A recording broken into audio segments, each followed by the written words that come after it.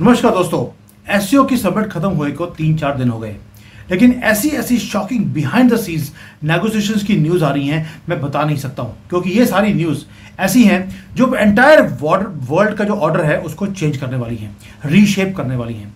और आज डीकोड करेंगे कुछ ऐसे रीसेंट डिप्लोमेटिक मनूवर्स जो भारत ने करे, भारत के फ्यूचर को भी टच करते हैं, और जो आज कभी रशिया है, कभी चाइना है, कभी ट्रंप है, दे आर स्क्रैम्बलिंग कि जो मोदी जी हैं उनको अपने पाले में किया जाए। पुतिन ने एक बहुत बड़ी ऑफर हमारे सामने रख दी। ये ऑफर कब है? ये बात हुई जब ये, मुझे अंदर से पता लगा है, कंफर्म नहीं है, कि जब ये 1-to-1 मीटिंग चल रही थी, 10-15 मिनट ये गाड़ी में रहे, वहां पर कुछ चीजें बात करी गई है। वहां पर यूक्रेन के बारे में बात हुई, वहां पर फ्यूचर ट्रेड के बारे में बात हुई। मेन स्ट्रीम मीडिया बात नहीं करेगा। क्यों? क्योंकि ये सारी बातें उनको तो वही, आपको मालूम है कि उनको उल्टी सीधी बातें ही अच्छी लगती हैं। अब जो ये इंटेलिजेंस की रिपोर्ट्स हैं, ये मुझे चाइना से पता लगी हैं कि वहाँ पर पुतिन ने मोदी जी को बोला प्राइवेट मीटिंग के अंदर कि भाई आप मेरे से तेल ले रहे हैं, मेरे यहाँ पर इकोनॉमिक प्रेशर्स बढ़ते जा रहे हैं, टेम्परेचर हाई होता जा रहा है, आगे जाकर मुझे और सैंक्शंस में उलझाया जाएगा। आप मेरे से तेल खरीद रहे हैं, आप अपनी क्वांटिटीज को बढ़ा दीजिए, मैं डिस्काउंट को इंक्रीज कर सकता हूं। दूसरा, एक कंडीशन दे दी कि जो पैसा आप मुझे इंडियन रुपी में दे रहे हैं, आप ही के पास पड़ा है, उसे मैं 10 साल के लिए डेफर करता हूं, क्योंकि उसके बदले में कुछ ना कुछ तो भारत को बेचना पड़ेगा, खरीदना पड़ेगा रशिया से हम ऑलरेडी तेल खरीद रहे हैं, अब उसके बदले में रशिया को हमारे से कुछ खरीदना पड़ेगा, खरीदने के लिए कुछ है नहीं। तो अब हो क्या रहा है? अब हो रहा है उल्टा काम। उन्होंने बोल दिया आपको मैं सुकोई 57 दे रहा हूं, उसकी पूरी प्रोडक्शन भारत में आप करते रहिए, आपसे मैं ये प्लेन जो आप मेरे लिए बनाएंगे मैं आपसे लेने को तैयार हूं, आप वहीं पर डेवलप कीजिए।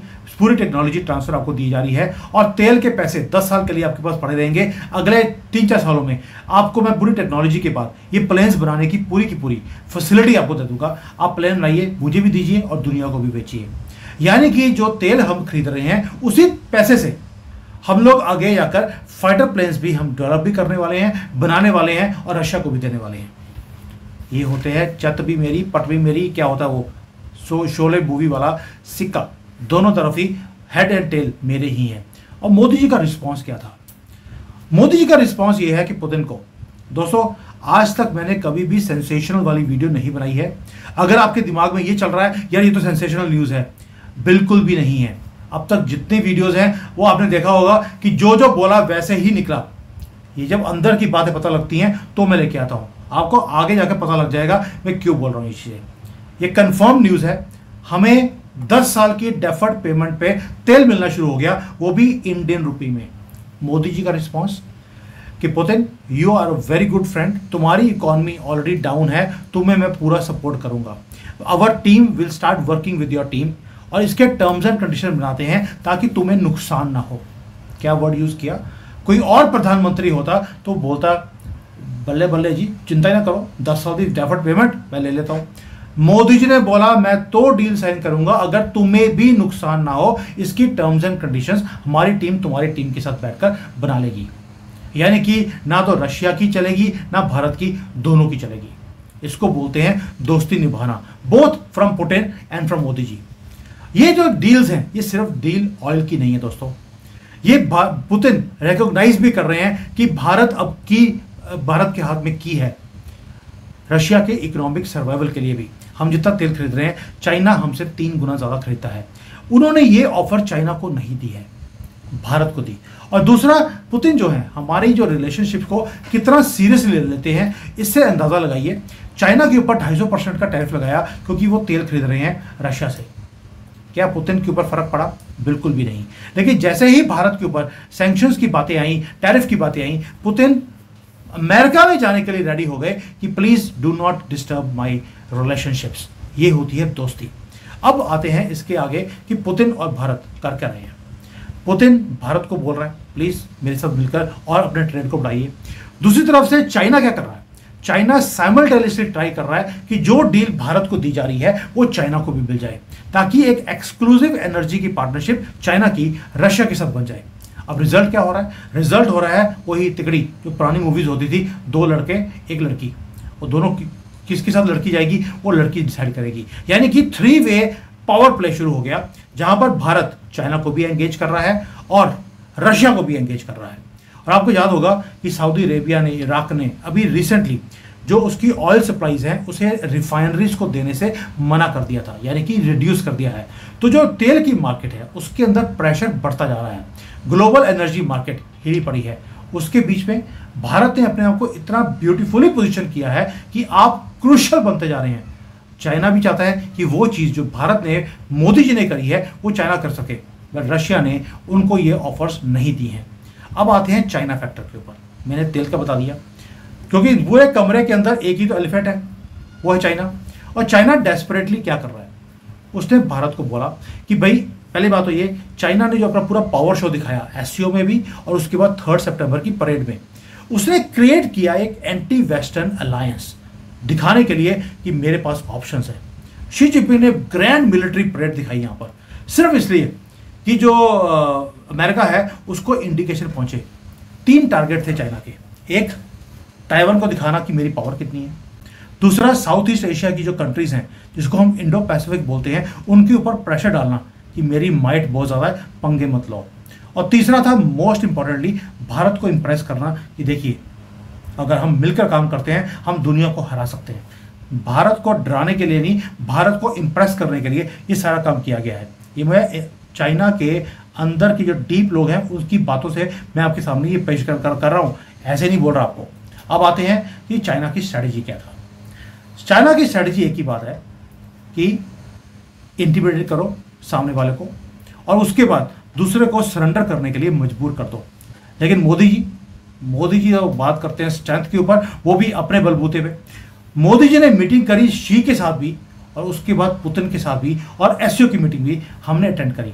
मैसेज बड़ा क्लियर दिया सबको और डोनाल्ड ट्रंप को भी, हम हर कंट्री के साथ एंगेज करेंगे, किसी से कम होके बात नहीं करेंगे, किसी से ऊंचा हम बात नहीं करेंगे, बराबरी में बात करेंगे और जो हमारे नेशनल इंटरेस्ट में होगा हम वही करेंगे। पुतिन के साथ नेशनल इंटरेस्ट की बात हुई, लेकिन वहां पे दोस्ती साथ में आ गई कि आपने मुझे ऑफर दे दिया, thank you so much, but I will take care that you are not, जिसको बोलते हैं कि आपको नुकसान ना हो कहीं भी, ये होती है दोस्ती। अब आते हैं एक और चीज के ऊपर, चाइना ने ऑफर क्या किया भारत को। चाइना ने, गर्व होगा आपको ये बात सुनकर, इकोनॉमिक इंसेंटिव दिया है आपको कि भाई हम आपके साथ कोऑपरेशन करने को तैयार हैं, आपके कंट्री में मैन्युफैक्चरिंग बेस बनाने को तैयार हैं, बस आप जो अपना कोऑपरेशन यूनाइटेड स्टेट्स के साथ इंक्रीज कर रहे हैं उसको कम कर दीजिए। ये मोदी जी को चाइना ऑफर कर रहा है कि they are ready to work with us. Diplomacy में उन्होंने बोल दिया कि जो फॉरेन पॉलिसी है हम भारत की फॉरेन पॉलिसी के साथ अपनी पॉलिसी को अलाइन कर देंगे। मैंने ऑलरेडी इसके ऊपर बड़ा डिटेल में वीडियो बनाया है। आप इसके इम्प्लीकेशन समझते हैं कि जो आपकी भाषा होगी चाइना वही भाषा यूज करेगा सारे प्लेटफॉर्म्स के ऊपर, ताकि यूएसए को मात दिया जाए। आपको क्या लगता है सीपैक के ऊपर जो पेमेंट आना था पाकिस्तान को, चाइना ने मना ऐसे ही कर दिया? भारत ने 3 शर्तें जो रखी हैं, एक तो पाकिस्तान को जो आप सपोर्ट करते हैं बंद कर दीजिए, दूसरा जो हमारे साथ ट्रेड इम्बैलेंस है उसको ठीक कीजिए, और तीसरा जो बॉर्डर है इसको एलएसी नहीं इंटरनेशनल बॉर्डर डिक्लेयर कीजिए। तीनों शर्तें चाइना ने मान ली, प्लस इकोनॉमिक इंसेंटिव दे दिए हैं आपको, ताकि हम अपनी जो दोस्ती है यूनाइटेड स्टेट्स से कम करें। और मोदी जी और उनकी टीम बड़े पोलाइटली सुना, कोई कमिटमेंट नहीं दिया और उनको बोल दिया we will think about it, we will see the implications, we will come back to you. यानी कि classic Indian diplomacy Modi ji खेल के गए यहाँ पर हमने अपनी स्ट्रेटेजिक ऑटोनॉमी भी रख ली और अब नेगोशिएट करेंगे कि हमें मैक्सिमम बेनिफिट कौन सी साइड से मिलता है। ये मैसेज ऑलरेडी डोनाल्ड ट्रंप को पहुंचा दिया गया है कि चाइना ने हमें ये ऑप्शन दिया है, tell us what to do. अब अमेरिका, उसका रिस्पॉन्स क्या था? उसका रिस्पॉन्स बड़ा ही इंटरेस्टिंग है। पहले तो डोनाल्ड ट्रंप ने बोला कि हम आपके ऊपर टैरिफ लगा देंगे, इंडियन गुड्स को अमेरिका में आने नहीं देंगे क्योंकि आप तेल खरीद रहे हैं। लेकिन अब उल्टा हो रहा है काम। एक पैनिक आ गया है वॉशिंगटन के अंदर कि भारत का जो इन्फ्लुएंस है वो चाइना के साथ तो इंक्रीज हो रहा था। भारत ने खेल क्या किया? भारत ने रशिया को बीच में जोड़ लिया, क्योंकि अमेरिका ने पूरी कोशिश किया था कि रशिया और चाइना ये इकट्ठे ना हो जाएं। अगर ये इकट्ठे हो गए तो it is end of America. और भारत ने वही काम किया, चाइना के साथ नजदीकियां बनाई लेकिन साथ में रशिया को भी जोड़ लिया और हमने इक्वेशन को पूरा ऊपर नीचे, जिसे बोलते उथल पुथल हमने मचा दी है। There is a panic in America right now. बहुत वीडियोस मैंने बना दी इसके ऊपर कि अमेरिकन किस तरह से, वहां पर पेंटागन को इंस्ट्रक्शंस हैं कि चाइना के साथ युद्ध की तैयारी शुरू करो। क्यों? क्योंकि रशिया, भारत और चाइना इकट्ठे हो गए हैं और तीनों ने डिसाइड कर लिया हम तेल भी खरीदेंगे रशिया से, अपनी अपनी करेंसीज में करेंगे और ट्रेड को आपस में बढ़ा देंगे। हमें वेस्टर्न हेजिमनी की हमें जरूरत नहीं है, डॉलर से बाहर निकलने की बात शुरू कर दी है।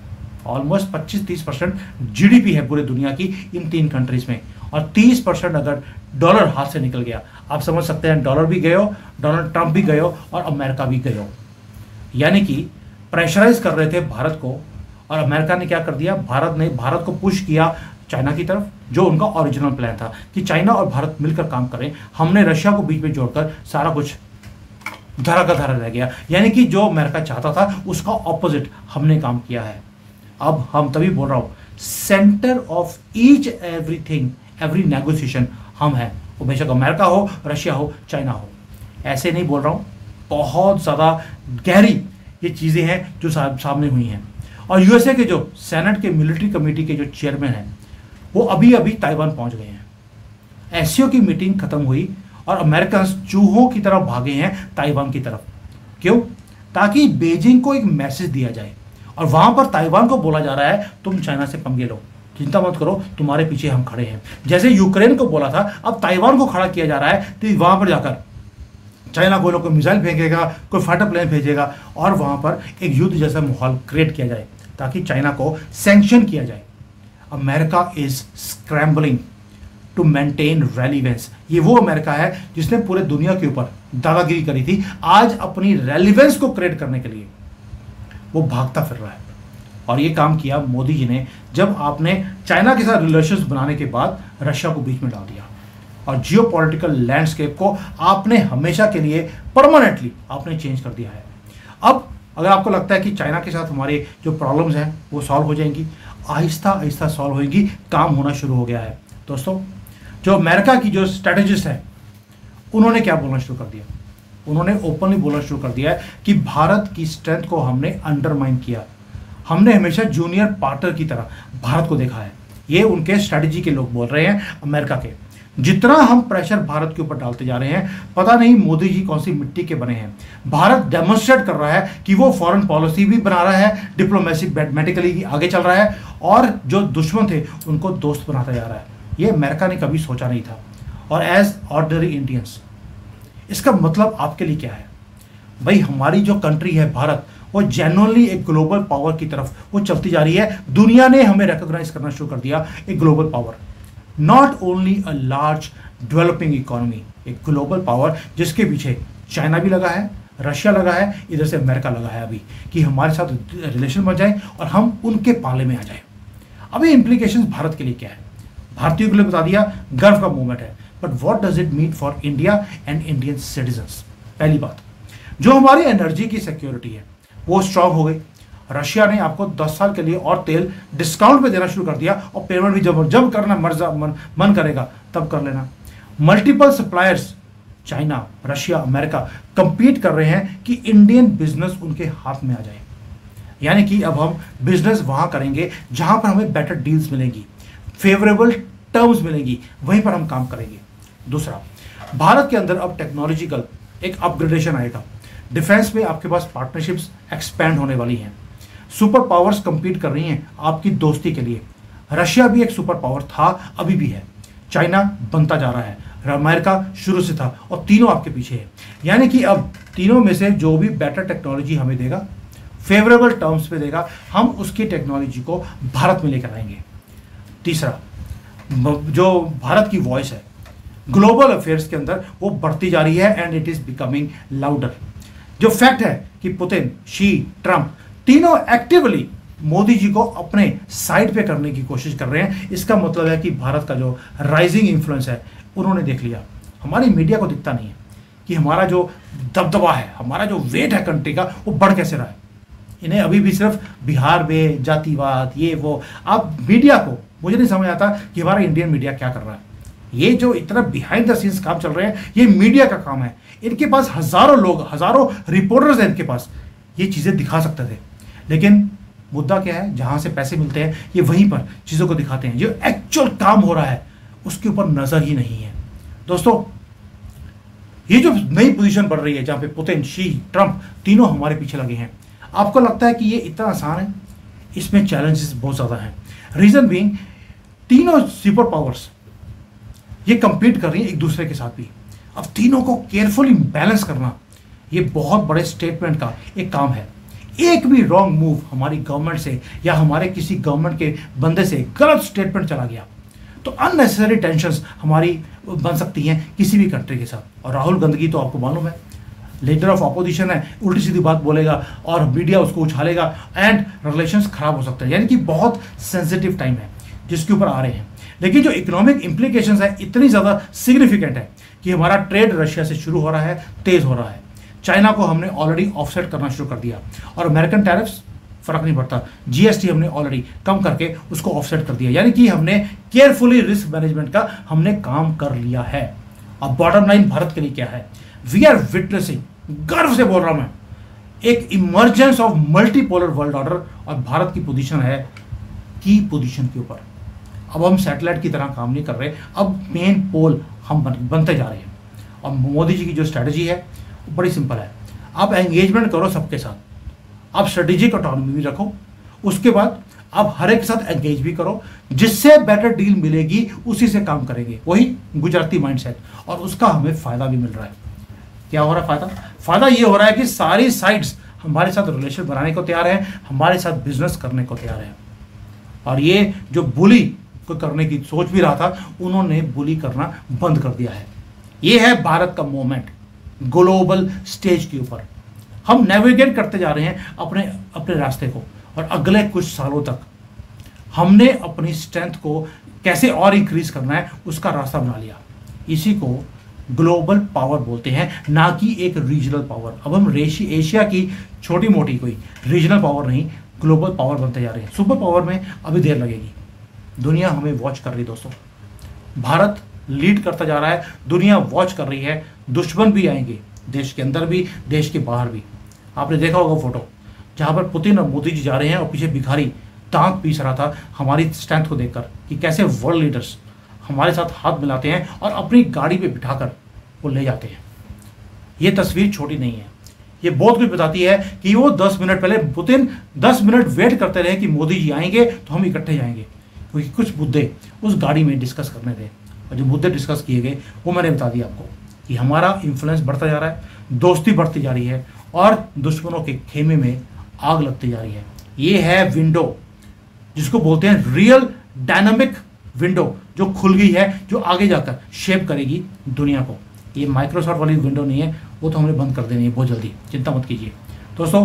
प्लीज़, कुछ ऐसी चीज़ें होती हैं जो आपको समझनी भी पड़ेगी, और लोगों से शेयर मत कीजिए, शेयर जरूर कीजिए, मत कीजिए नहीं, शेयर कीजिए, सो दैट पीपल अंडरस्टैंड कि हमारी कंट्री दूसरे कंट्री में जाकर किस लेवल पे काम कर रही है, और ताकि लोगों को, हमारे देश के लोगों को गर्व हो हमारी गवर्नमेंट के ऊपर। और ये जो बेवकूफ़ वाली बातें हमारा मीडिया और अपोजिशन कर रहा है, ये परमानेंटली बंद हो। थैंक यू, जय हिंद, वंदे मातरम।